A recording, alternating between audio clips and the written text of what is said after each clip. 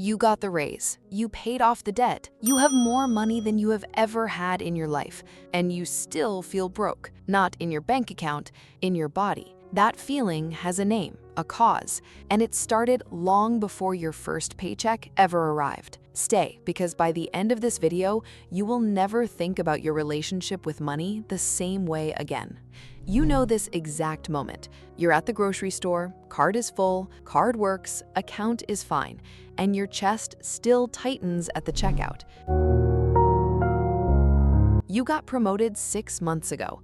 The first thing you felt, before relief, before gratitude, before any celebration, was a quiet voice asking, "How long will this last?" You have real savings now, a number that would have felt impossible to a younger version of you, and you still, at 3 a.m., run the math in your head.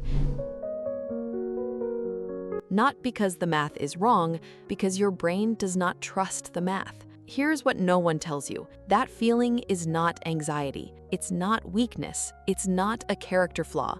It is a program written years ago for conditions that no longer exist, still running full power right now. And once you understand how that program got installed and why it made complete sense at the time, you'll stop blaming yourself for carrying it. Researchers have tracked precisely what financial stress does inside the brain. Not what people think about money, what happens neurologically when you grow up without enough of it. Behavioral scientists Sendel Mullainathan and Eldar Shafir spent years studying this. Their findings were published in their 2013 book, Scarcity. What they found was specific. People living under conditions of financial scarcity showed measurable, documented reductions in cognitive function, the kind of sustained mental load that actively competes with thinking, planning, and decision-making. Not because they were less intelligent, because their brains were running a threat detection system, constantly, automatically, without ever being asked, scanning for danger, calculating risk, preparing for the worst. This is not a personality type. This is not a mindset problem.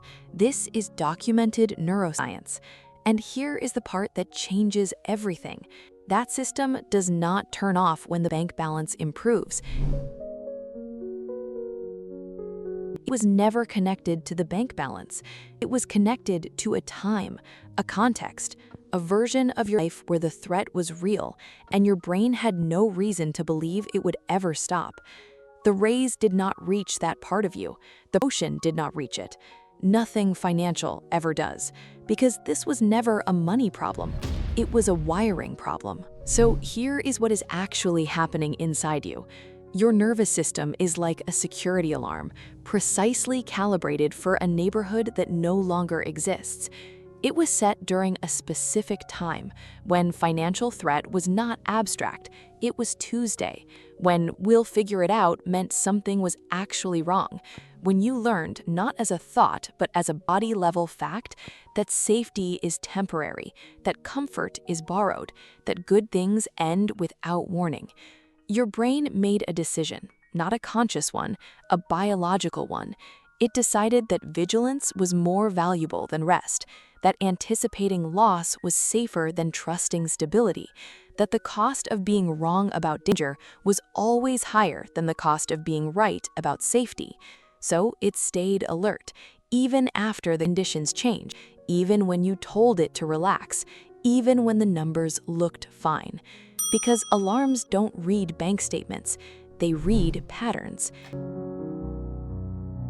And the pattern your nervous system learned before you were old enough to choose it was this: be ready, always, especially when things seem fine.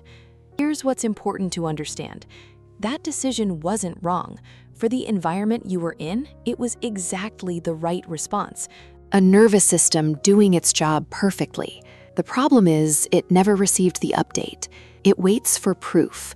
Not numbers, not certificates or promotions or paid-off loans.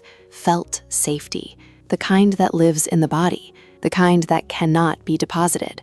That kind of proof accumulates slowly, through experience, repetition, understanding. 1,000 years ago, a man named Epictetus described this exact experience. He was not a philosopher with a comfortable life. He was born into slavery. No freedom, no choices, no control over what happened to his body. And from inside that reality, he built one of the most psychologically precise philosophies of survival ever written.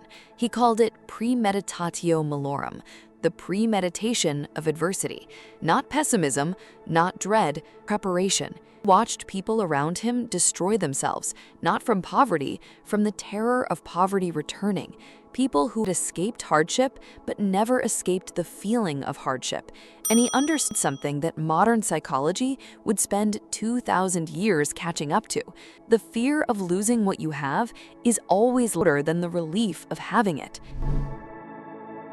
He wrote in the Enchiridion that it is not events themselves that disturb us, it is the judgments we form about those events.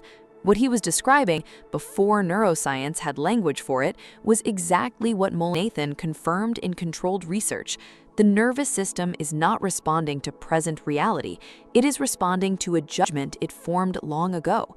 That is not weakness, that is not irrationality, that is a nervous system doing exactly what it was designed to do. Epictetus did not say, fix it immediately. He said, understand it first, because understanding changes what the feeling means. What you have been doing makes complete sense. Not as an excuse, as an explanation. This was not anxiety without reason. This was not weakness dressed up as worry. This was a precisely calibrated survival system, built for real conditions, still faithfully running the program it was given. You did not choose those conditions. You did not design that program. You survived them. And your brain did exactly what a brain is supposed to do. You were shaped, not broken. The difference between a disorder and an adaptation is not the behavior. It is the context it was built in. You now have that context, but it changes what the feeling means. The next time you check your account and your chest still tightens, and that changes what you do next. You are not bad with money. You are not irrational. You are not broken. You are running a survival program written for a version of your life that no longer exists. The Stoics called the next step the dichotomy of control, understanding what was done to you and deciding what you do with that understanding.